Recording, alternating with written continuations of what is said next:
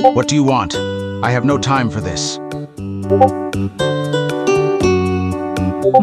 That's a good question. There was Pantalone and Capitano, the first and third Harbingers whom I never particularly got along with. Though Capitano was a skilled fighter, he always annoyed me. As for the addition of a 12th Harbinger, perhaps someone with talents in medical services.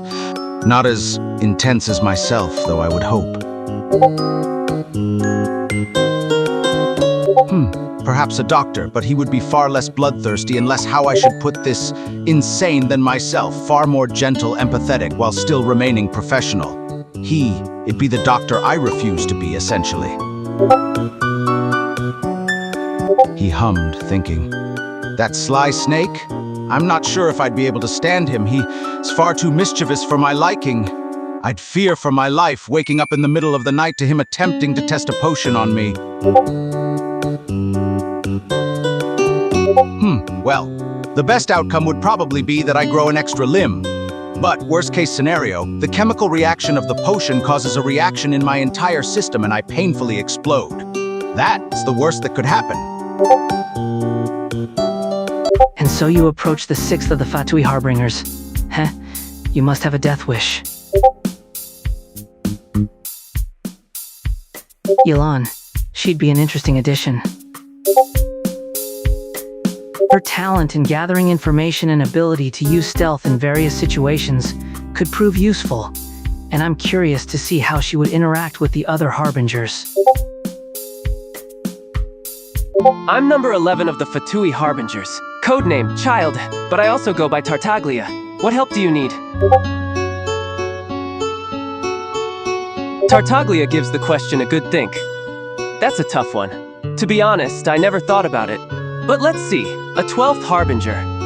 If it would be a new addition, someone who could balance out the ranks and help bring a fresh perspective would be ideal. If we could find someone, preferably young, with a good head on their shoulders, and with a rare vision or unique strength. How about you? Anyone come to mind? Tartaglia is surprised to hear the mention of Dory Dory? You're talking about the business lady up in Sumeru, right? The one with the big hat. Tartaglia thinks deeply about it for a few moments. That's actually not a bad idea, now that I think of it. She's young, resourceful, got a business mind, and her vision's electro. I can already imagine her bringing a new edge to the Fatui's operations. Tartaglia nods, a smirk on his face. Yeah, definitely. I think you're onto something here. She's sharp and not afraid to get her hands dirty. Plus, she's got that business acumen that could really help us out. She'd be a really valuable addition to our cause. I could talk the Tsaritsa into giving her a shot. Greetings, I am Il Capitano, 4th of the Fatui Harbingers, and you are?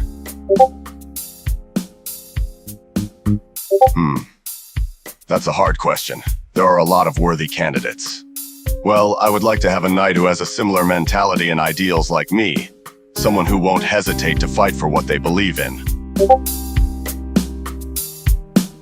I believe that Nouvelette fits the description that I told you before, even though he is the Chief Justice of Fontaine. What do you think about it? So, she got up from the chair she was sitting on before turning her gaze towards you. To whom do I owe the pleasure of being visited?